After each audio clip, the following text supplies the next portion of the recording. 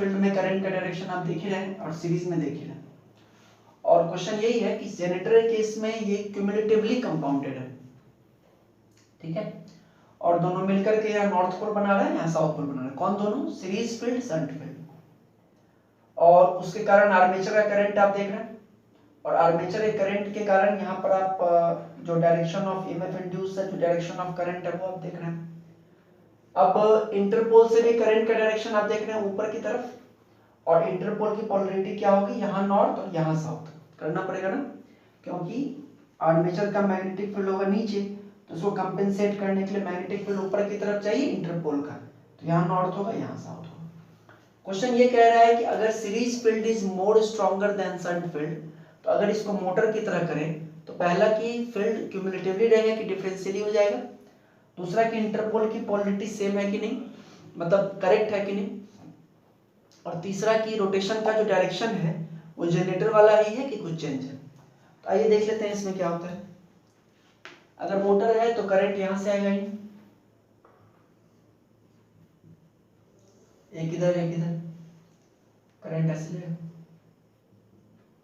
देखिए shunt field से current का डायरेक्शन तो सेम है, जो जैसा यहाँ वैसा ही यहाँ, लेकिन सीरीज फील्ड से करंट का डायरेक्शन चेंज हो गया, ठीक है, यानी कि दोनों फील्ड जो क्यूमुलेटिव थे अब कैसे हो जाएंगे? डिफरेंशियल, क्योंकि डायरेक्शन चेंज हो गया। तो मैग्नेटाइज, अगर पहले मैग्नेटाइजिंग एक्शन हो रहा था तो अब इससे करंट का डायरेक्शन चेंज हो गया, तो पहले दोनों ही फील्ड इसी डायरेक्शन में थे, है ना। अब चूंकि इसके करंट का डायरेक्शन चेंज हो गया है, इसका मतलब ये है कि इसका डायरेक्शन कुछ इस तरह से हो जाएगा, और ये स्ट्रॉन्ग है ना, यानी कि पूरा का पूरा फील्ड का जो पोलरिटी आप देख रहे हैं नॉर्थ साउथ, तो यहाँ पर क्या हो जाएगा? साउथ, और यहाँ पर क्या हो जाएगा? नॉर्थ, ठीक है। दूसरा देखिए, आर्मेचर से भी जो करंट था पहले वो डायरेक्शन अब चेंज हो गई है, तो आर्मेचर में पहले करंट का डायरेक्शन था यहाँ क्रॉस, तो यहाँ पर क्या हो जाएगा? डॉट, क्योंकि आर्मेचर करंट का डायरेक्शन भी चेंज हो गया। तो ये तो पिछले में भी हुआ था, ठीक है, करेक्ट। अब देखिए इंटरपोल से भी करंट का डायरेक्शन चेंज हुआ है, तो इंटरपोल में जिस भी तरह से वाइंडिंग थी उसके कारण यहाँ नॉर्थ बन रहा था, यहाँ साउथ, तो अब यहाँ पे क्या बनेगा? साउथ, और यहाँ पर क्या बनेगा? नॉर्थ। अब देख करके ये बताइए कि क्या इंटरपोल सही से लगे हुए हैं, पोलरिटी सही है? तो आपको दिख रहा होगा कि अगर इस तरह से देखें, इधर से करंट इन करेगा, इधर से निकलेगा, तो अंदर में मैग्नेटिक फील्ड ऊपर की तरफ है, ऊपर से नॉर्थ है, तो ऊपर से नॉर्थ साउथ, इंटरपोल का मैग्नेटिक फील्ड कैसा होगा? नीचे की तरफ, तो कंपेंसेट कर देगा। तो दूसरा जो क्वेश्चन था कि इंटरपोल्स की पोलरिटी सही है कि नहीं, तो उसका आंसर क्या होगा? सही है, ठीक है। तीसरा क्वेश्चन था कि जो मोटर के मूवमेंट का डायरेक्शन है वो जनरेटर के ही जैसा होगा कि उससे कुछ चेंज होगा। तो देख लीजिए, जो भी आपका किसी भी कंडक्टर को देख लीजिए, जनरेटर का मूवमेंट का डायरेक्शन कैसा है? क्लॉकवाइज। अगर हम इस कंडक्टर को देखें जो डॉट है, तो लेफ्ट हैंड रूल से देखेंगे, तो लेफ्ट हैंड रूल से अगर देखिए तो मैग्नेटिक फील्ड का डायरेक्शन क्या है? नॉर्थ टू साउथ, ऐसा, और करंट का डायरेक्शन कैसा है? बाहर। अगर इस पे देखें तो फील्ड ऐसा, करंट बाहर, फोर्स किधर लेगा? नीचे। और इस पे अगर देखें तो मैग्नेटिक फील्ड इधर, करंट अंदर, फोर्स कैसे लगेगा? ऊपर। तो क्या ये डायरेक्शन सेम है? नहीं, डायरेक्शन चेंज हो गया, ठीक है। तो पिछले क्वेश्चन में और इसमें अंतर सिर्फ ये है कि बाकी तो दोनों ठीक है, सिर्फ ये है कि इस केस में मोटर का मूवमेंट का डायरेक्शन चेंज होगा। तो इस सब तरह के क्वेश्चन पूछते हैं एग्जाम में, तो आप समझ गए सारी चीजों को। तो अगला टॉपिक स्टार्ट करते हैं, कंपेंसेटिंग वाइंडिंग।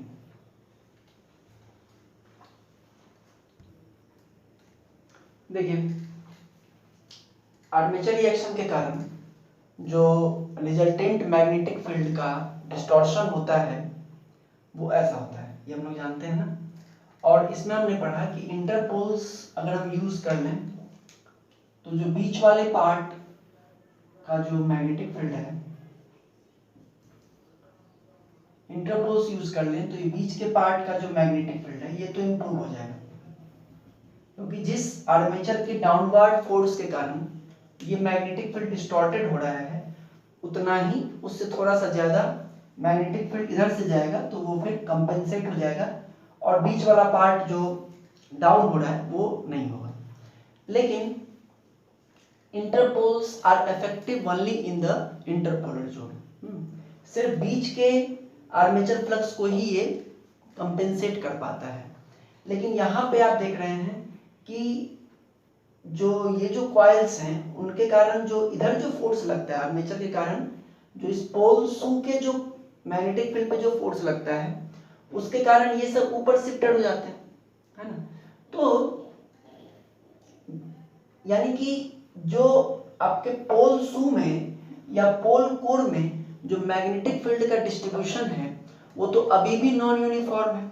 इसमें आप देख रहे हैं ऊपर की तरफ मैग्नेटिक फील्ड ज्यादा डेंस है और नीचे आए तो कम डेंस है। सिमिलरली इधर भी होगा। तो यानी कि ये समस्या तो अभी भी है, सैचुरेशन का प्रॉब्लम अभी भी है। और आपको एक और बात बताएं कि ये प्रॉब्लम और बढ़ेगा जितना ज्यादा आप लोड लगेगा, है ना, जितना ज्यादा मैग्नीट्यूड का लोड लगाएंगे, इंटरपोल्स बीच वाले पार्ट को तो खत्म कर देगा क्योंकि इंटरपोल्स वाइंडिंग आर्मेचर के साथ सीरीज में होती है। लेकिन जितना ज्यादा लोड लगेगा उतना ज्यादा आर्मेचर फ्लक्स बनेगा। तो बीच वाला तो कंपेंसेट हो जाएगा, लेकिन इधर से जो है और इधर से जो है वो तो कंपेंसेट नहीं हो पाएगा। यानी कि और ज्यादा इसको पुश होगा ऊपर, और ज्यादा ऊपर की तरफ डेंसिटी बढ़ने लगेगी। या अगर मैग्नेटिक फील्ड का जो आपका मेन जो मैग्नेटिक फील्ड है, स्टेटर मैग्नेटिक फील्ड, इसी का स्ट्रेंथ अगर कुछ कम हो तो और ज्यादा इसको फोर्स लगेगा जिससे कि ऊपर की तरफ मैग्नेटिक फील्ड की डेंसिटी ज्यादा हो जाएगी। उसके कारण नुकसान क्या? एक तो नुकसान हम समझते हैं सैचुरेशन है, दूसरा एक और जो सबसे बड़ा नुकसान है और जिसके कारण कंपेंसेटिंग वाइंडिंग हम लोग पढ़ रहे हैं उसको समझिए। जब आर्मेचर फ्लक्स के कारण, इन आर्मेचर कंडक्टर से कारण इस तरफ जो मैग्नेटिक फील्ड होता है वो स्टेटर के मैग्नेटिक फील्ड को पुश करके ऊपर की तरफ भेजता है, तो यहाँ पे ऊपर के पार्ट पे फ्लक्स डेंसिटी बढ़ जाती है। होता क्या है कि जब कोई कंडक्टर इस फ्लक्स डेंसिटी में आएगा, जैसे आप देख रहे हैं ये कंडक्टर या ये कंडक्टर, जब कोई कंडक्टर इस हाई फ्लक्स डेंसिटी के रीजन में आएगा तो हम लोग को पता है कि E = BLV sin theta, that is. तो जो B है, जो फ्लक्स डेंसिटी है, अब तो यूनिफॉर्म नहीं रही है कि नहीं। यहाँ पे जो आर्मेचर रिएक्शन के कारण जो फोर्स है उसके कारण ऊपर वाले पार्ट में फ्लक्स डेंसिटी ज्यादा हो गई। तो जब कोई कंडक्टर इस हाईएस्ट फ्लक्स डेंसिटी के रीजन में आएंगे तो उसमें एक ईएमएफ इंड्यूस होगा और उस ईएमएफ इंड्यूस की वैल्यू भी ज्यादा होगी। तो ऐसा प्रैक्टिकली देखा गया है कि अगर जो ईएमएफ इंड्यूस हो रहा है एक कॉइल में इस मैग्नेटिक फील्ड के कारण जो कि डिस्टॉर्टेड हुआ, अगर ये वैल्यू 30 वोल्ट और एबव हो जाए एक कॉइल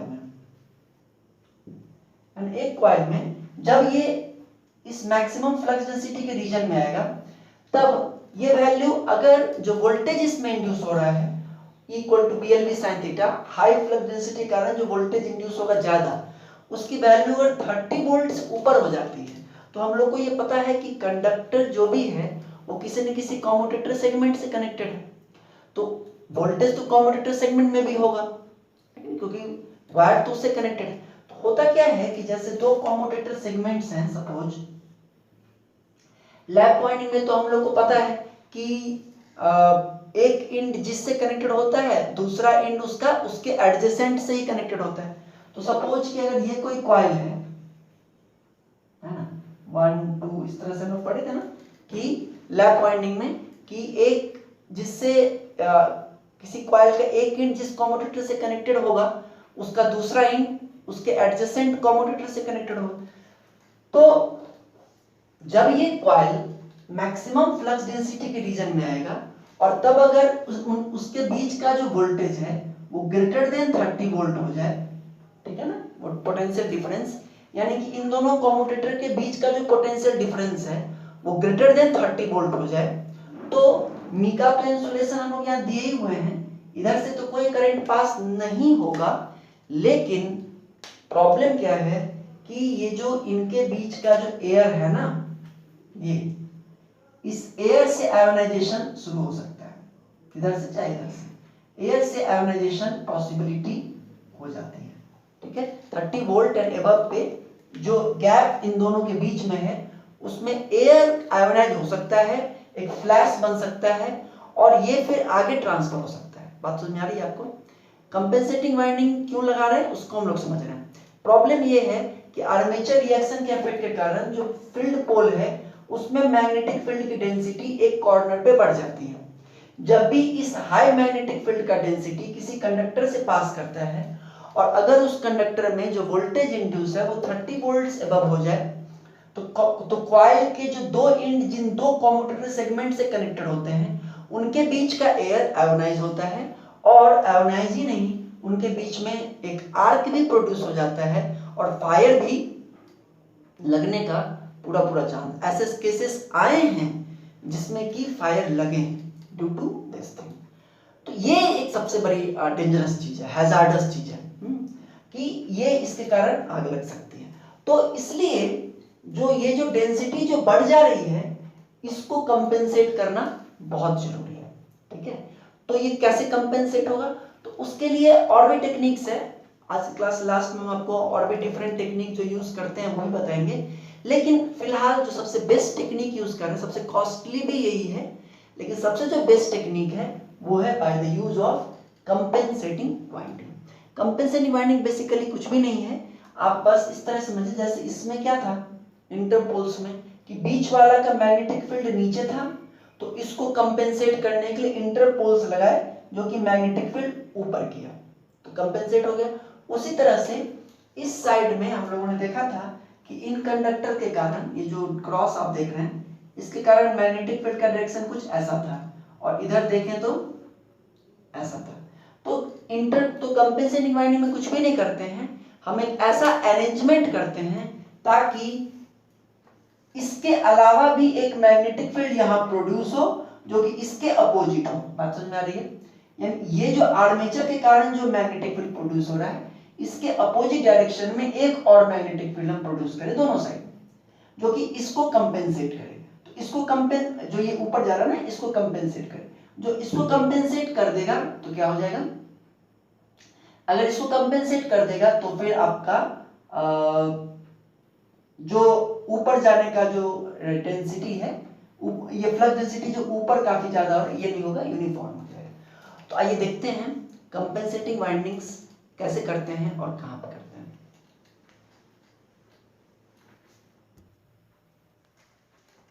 देखिए, तो ये एक आपका जनरेटर एज्यूम किया है, इसको ये जनरेटर है और इसमें रोटेशन का डायरेक्शन ये है और ईएमएफ इंड्यूस कुछ ऐसा हुआ है, यहाँ पे नॉर्थ पोल है और यहाँ पे साउथ पोल है। ठीक है, और हमको पता है बीच में इंटरपोल्स लगा करके हम बीच वाले पार्ट को कर लेंगे, लेकिन इस साइड जो आपका इस साइड का जो मैग्नेटिक फील्ड बनता है वो कुछ ऐसा बनता है और इस साइड का जो मैग्नेटिक फील्ड बनता है वो कुछ ऐसा बनता है। ठीक है, और हमको बीच वाले पार्ट के लिए तो इंटरपोल है, इस तरफ जो बन रहा है ऐसे और इस तरफ जो बन रहा है ऐसे, इनको कंपेंसेट करना है।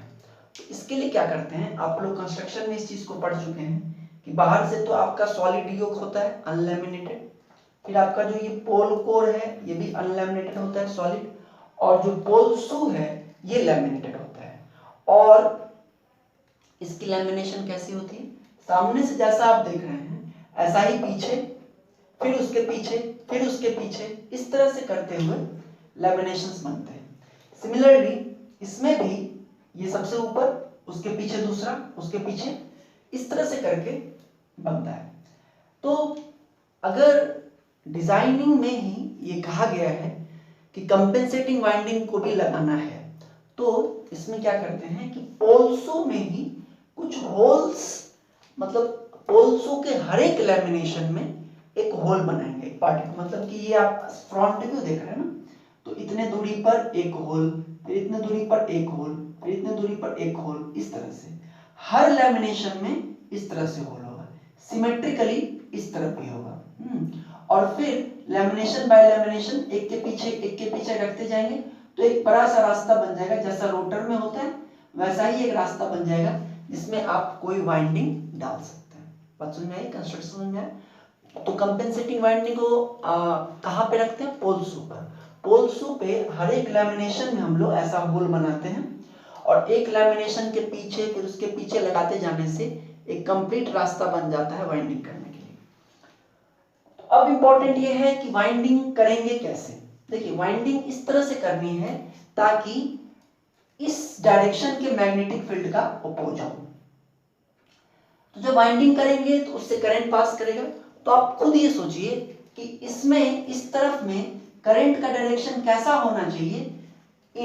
इसमें इस होल में मान लीजिए हम कंडक्टर प्लेस करेंगे, कैसे करेंगे हम आपको बताएंगे, लेकिन इस तरह से कैसे हमको मेन हमारा पर्पस क्या है कि करंट जब इससे पास हो तो उस करंट के, समझ में आ रहा है, इन सब में कंडक्टर होगा और करंट उनसे कुछ इस डायरेक्शन में पास होना चाहिए ताकि उस करंट के कारण जो मैग्नेटिक फील्ड हो वो इस मैग्नेटिक फील्ड का अपोज करे। तो देखिए अगर मान लीजिए आपने वाइंडिंग इस तरह से की कि इसमें करंट है क्रॉस, सपोज कि आपने इसमें वायर एक अंदर ले गया और करंट का डायरेक्शन भी यही है क्रॉस, सपोज यहाँ पे क्रॉस है।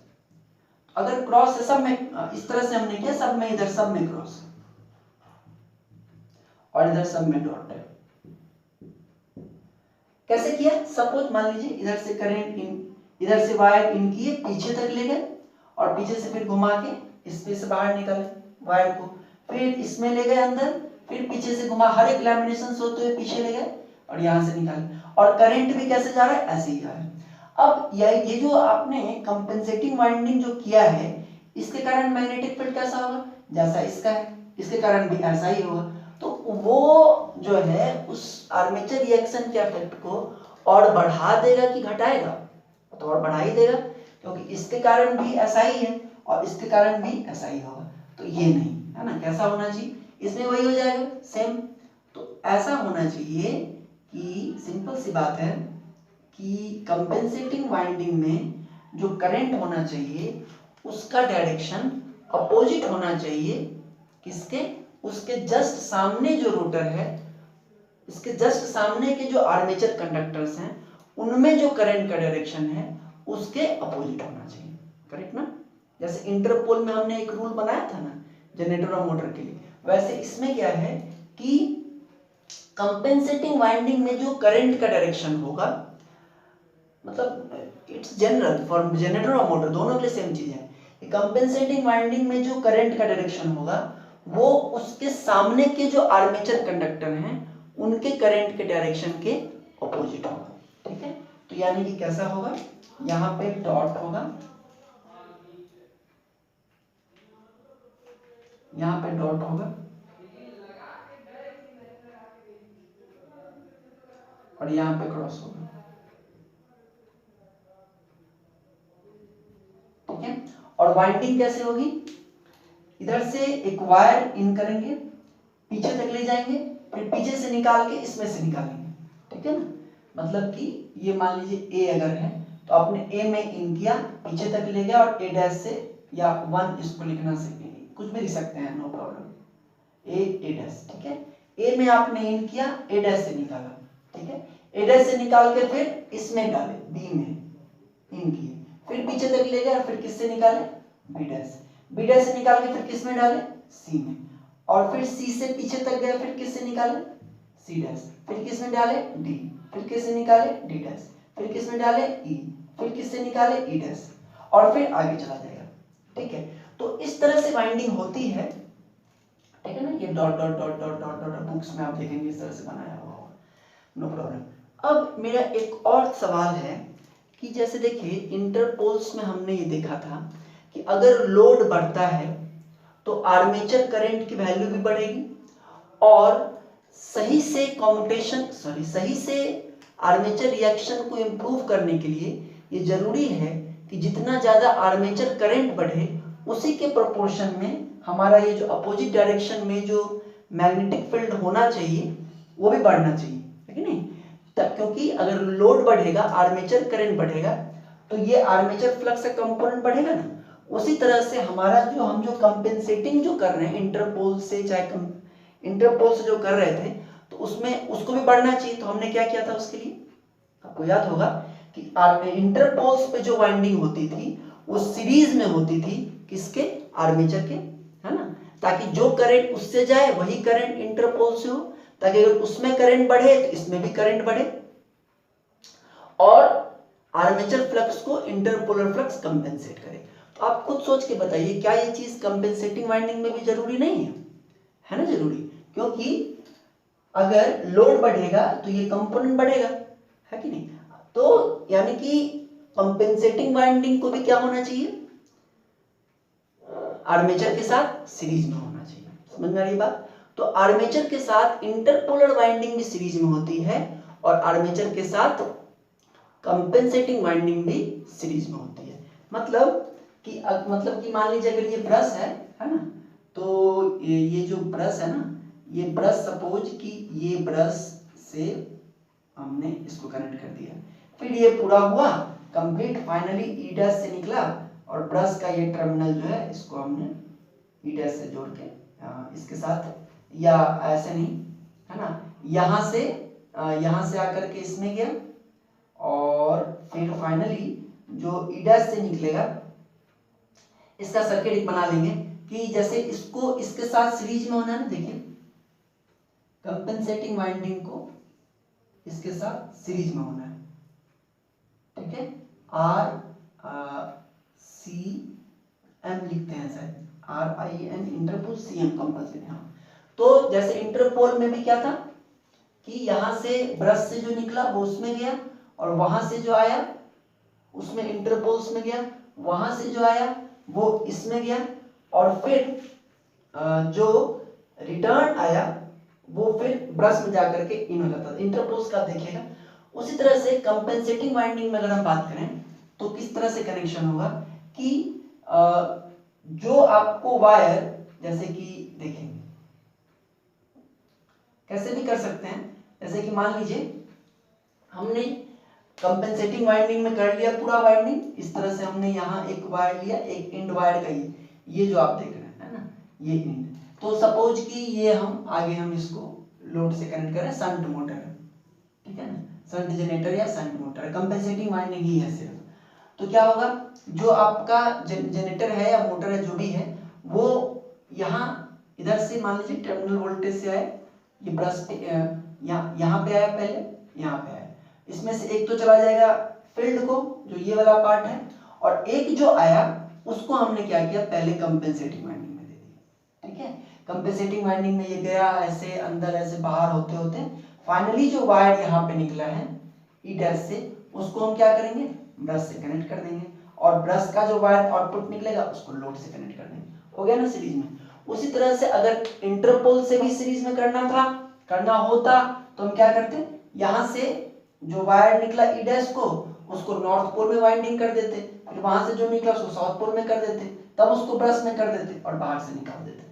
तो there is no problem, series और सीरीज कॉम्बिनेशन करने में उस सर्किट में कोई प्रॉब्लम नहीं है। तो मेन आपने दो बातें इसमें समझी। सबसे पहला कि कंपेंसेटिंग वाइंडिंग पोल शूज में करते हैं हम लोग, ठीक है, पोल शूज में करते हैं इसको इस तरह से, इनकी यहाँ से निकाले और ये सारी चीजें होती है इसमें। और पोल शूज में होता है स्लॉट्स बना करके लैमिनेटेड में। और दूसरा कि कंपेंसेटिंग वाइंडिंग में क्या होती हैं, आपके आर्मेचर के साथ सीरीज में होती हैं। तो रिजल्टेंट सर्किट अगर आप देखेंगे तो इसी में इंटरपोलर वाइंडिंग और कंपेंसेटिंग वाइंडिंग दोनों ही सीरीज में होगी शंट मोटर के लिए, सीरीज शंट मोटर या जनरेटर के लिए। सीरीज के लिए ये होगा इसके साथ सीरीज में, बाकी सब आप जानते हैं कि लॉन्ग शंट शॉर्ट शंट सब में कैसे होगा। तो ये था कंपेंसेटिंग वाइंडिंग्स, ठीक है। इस पे शॉर्ट नोट पूछता है, न्यूमेरिकल्स वगैरह इस पे आते नहीं हैं, तो इसमें आप शॉर्ट नोट हम आपको ग्रुप में भेजे भी हैं शायद, नोट्स में या नहीं भेजे देख लेंगे। और अब देखिए तो मेनली जो तीन तरीका आपने पढ़ा, एक आपने पढ़ा ब्रश शिफ्ट को लेकर के जो कि अब जनरली होता नहीं है, दूसरा आपने पढ़ा इंटरपोल्स और तीसरा आपने पढ़ा कंपेंसेटिंग वाइंडिंग। देखिए मेनली तो दो ही हैं, इंटरपोल और कंपेंसेटिंग वाइंडिंग, लेकिन कभी कभी क्या होता है कि ऑब्जेक्टिव में दे देता है इस तरह से which of the following methods is used for improving the commutation, और उसमें 4 ऑप्शन होते हैं, तो उसमें से 3 ऑप्शंस सही होंगे और लास्ट में ऑल ऑफ दीज दे सकता है। तो हम लोगों को जानकारी में वो सारे मेथड्स होने चाहिए जो कि कम्यूटेशन को इंप्रूव करने के लिए करते हैं, वो सारे मेथड आपकी जानकारी में होना चाहिए। तो अभी तक आपकी जानकारी में 3 मेथड है, brush shift, interpole, compensating winding. इसके अलावा 3 और भी तरीके हैं जो कि फ्रैक्शनल किलोवाट या बहुत ही स्मॉल रेटिंग के मशीन में यूज करते हैं। तो ये compensating winding is very costly method, क्योंकि इसमें आपको एक्स्ट्रा वाइंडिंग चाहिए और आप देख रहे हैं पूरा अंदर तक ले जाना है, फिर इस ओवरलैप इसमें भी आएगा, तो एक कंडक्टर का कॉस्ट है, लेकिन इसको करते हैं, ऐसा नहीं करते हैं। तो इसके अलावा 3 मेथड और हैं बहुत स्मॉल स्मॉल, तो उसको हम लोग देख लेते हैं ताकि आपको सभी मेथड का नॉलेज हो जाए और किसी भी क्वेश्चन में आप फंसे नहीं। ठीक है, तो जस्ट 1 मिनट।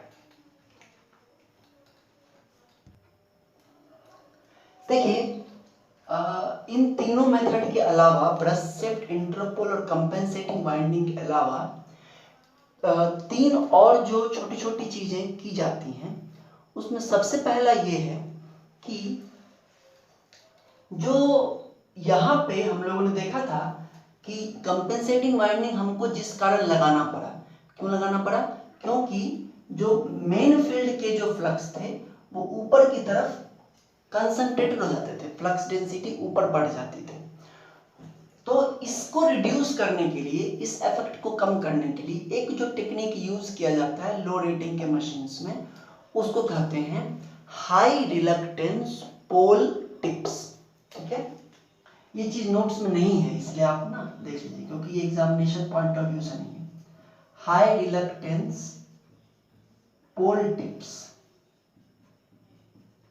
ठीक है, इसमें क्या करते हैं कि इसके कंस्ट्रक्शन में थोड़ा सा चेंज ये करते हैं कि आप जैसा देखिए इस फिगर में मैंने बनाने का प्रयास किया, हालांकि नहीं हुआ है, लेकिन फिर भी आप देखिए कि यहां से लेकर के यहां तक का, इस पोल टिप से लेकर के इस पोल टिप तक का, या इस पोल टिप से लेकर के इस पोल टिप तक का एयर गैप यूनिफॉर्म मैंने नहीं बनाया है। यहाँ पे एयर गैप ज्यादा है, और एयर गैप ज्यादा है तो क्या ज्यादा होगा, रिलक्टेंस। यहाँ भी एयर गैप ज्यादा है, यहाँ भी एयर गैप ज्यादा है, यहाँ भी एयर गैप ज्यादा है।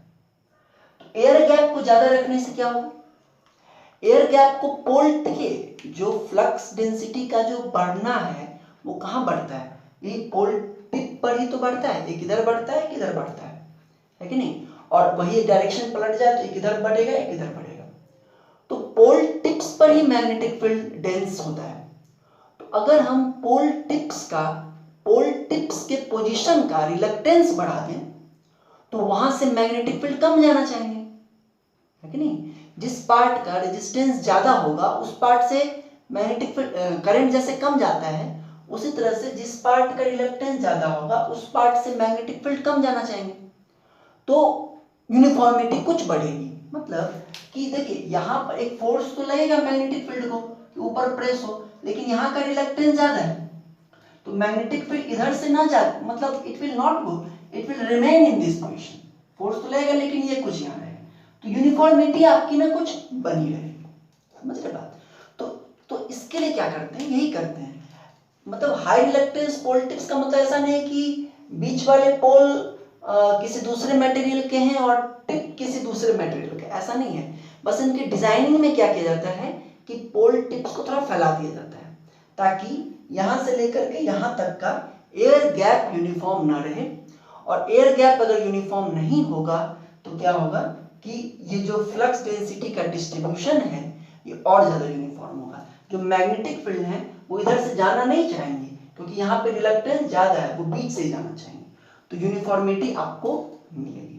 तो एक तो ये डिजाइनिंग करके चेंज करके हाई रिलक्टेंस पोल। हाँ, इसमें आपका एक क्वेश्चन बन रहा होगा, दिमाग में आ रहा होगा कि सर अगर ऐसा करेंगे तो मेन फील्ड का स्ट्रेंथ तो कम जाएगा, ऑब्वियसली, क्योंकि रिलक्टेंस तो पाथ का बढ़ गया, तो मेन फील्ड का स्ट्रेंथ तो कम जाएगा। तो देखिए मेन फील्ड के स्ट्रेंथ को बढ़ाने के लिए हम लोग यहाँ पे स्टेटर पे एम्पेयर टर्न्स बढ़ा सकते हैं, नंबर ऑफ टर्न्स ज्यादा ले सकते हैं, जिसके कारण जितना मैग्नेटिक फील्ड चाहिए उतना मिल जाए, लेकिन डिस्टॉर्टेड ना मिले। ऐसा ना मिले कहीं एक जगह कंसंट्रेटेड है, वो थोड़ा सा यूनिफॉर्म मिले। हालांकि पूरी यूनिफॉर्मिटी आपको सिर्फ और सिर्फ कंपेंसेटिंग वाइंडिंग से ही मिलेगी, लेकिन स्मॉल साइज मशीन में ये भी काम करते हैं। हाई रिलक्टेंस पोल टिप्स, समझ में आ गई बात। एयर गैप को बढ़ा करके, पोल टिप्स पे एयर गैप ज्यादा और सेंटर पे एयर गैप कम, ओके ना। एक तो तरीका ये है। एक और भी तरीका है, देखिए जो दूसरा तरीका, 3 मैंने बोला ना, 3 और है। तो एक तो तरीका ये था, चौथा एक और भी तरीका है वो तरीका, जैसे उसका कंसेप्ट ये है कि देखिए आर्मेचर फ्लक्स जो बनेगा वो भी इसी के ऊपर है, बीच वाले पार्ट के लिए नहीं है, बीच वाले पार्ट के तो इंटरपोल है, हालांकि ये थोड़ा सा उसमें भी है, लेकिन दूसरा का ये है कि आर्मेचर फ्लक्स का पाथ कैसा होता है, कुछ ऐसा अभी हमने देखा कंपेंसेटिंग वाइंडिंग में, कुछ ऐसा होता है पाथ आर्मेचर फ्लक्स का।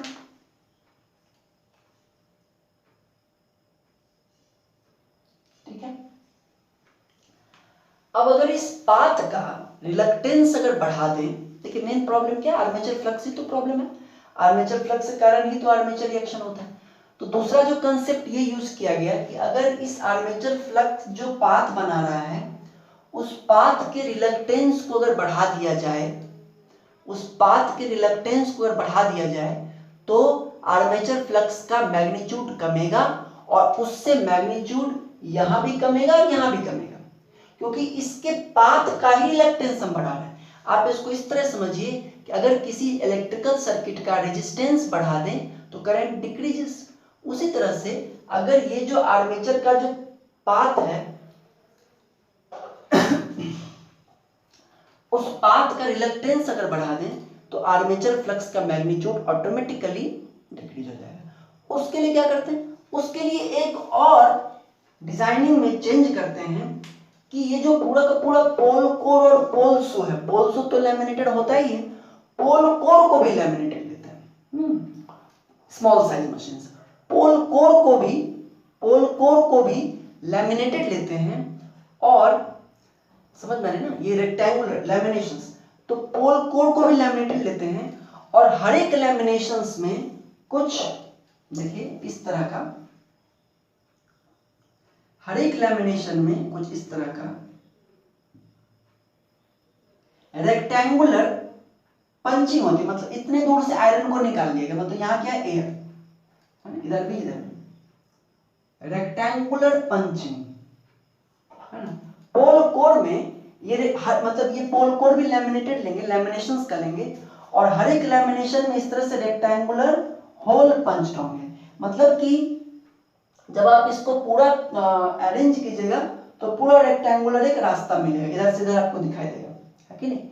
तो इसको करने से क्या फायदा है, सेम चीज कि यहाँ का जो एयर गैप है, इस मतलब इसके पाथ का जो एयर गैप है उस एयर गैप को हम क्या कर रहे हैं, बढ़ा रहे हैं, आयरन को क्या कर रहे हैं, कम कर रहे हैं, एयर गैप को क्या कर रहे हैं, बढ़ा रहे हैं। उससे क्या होगा कि आर्मेचर फ्लक्स का स्ट्रेंथ घट जाएगा, हाँ, और उसका जो आर्मेचर रिएक्शन का प्रभाव है वो भी घट जाएगा, इधर भी फोर्थ पोल होगा तो फोर्थ पोल में भी। तो दूसरा जो तरीका है हाई रिलक्टेंस पोल टिप्स के बाद second, pole core laminations, pole core laminations having rectangular hole punched. ठीक है, तो दूसरा ये है कि जो पोल कोर लें वो लैमिनेशंस का लें और उसमें रेक्टेंगुलर होल पंच्ड लें ताकि यहाँ एयर गैप बन जाए और आर्मेचर के पाथ का एयर गैप ज्यादा हो जाए, रिलक्टेंस ज्यादा हो जाए और उसका मैग्नेटिक फील्ड कम हो जाए और आर्मेचर रिएक्शन कम हो जाए।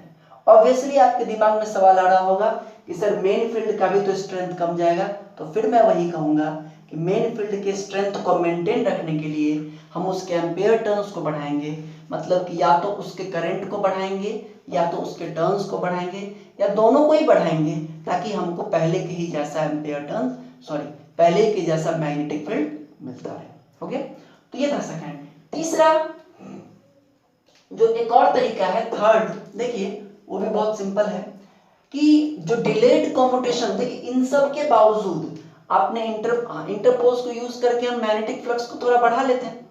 उसका फायदा क्या, मतलब इंटरपोल्स जो मैग्नेटिक फील्ड बनाता है वो हमने देखा था ना कि it is 1.2 to 1.3 times the armature flux.